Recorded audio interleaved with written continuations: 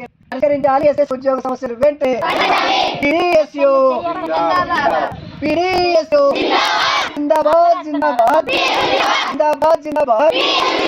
KGB విచారణ పట్ల KGB విచారణ పట్ల ప్రభుత్వ నిర్లక్ష్య వైఖరి.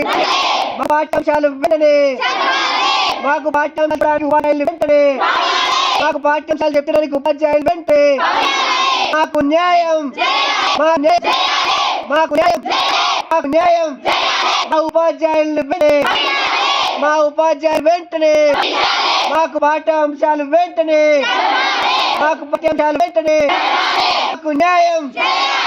మాకు న్యాయం పిడిఎస్యు జిందాబాద్ జిందాబాద్.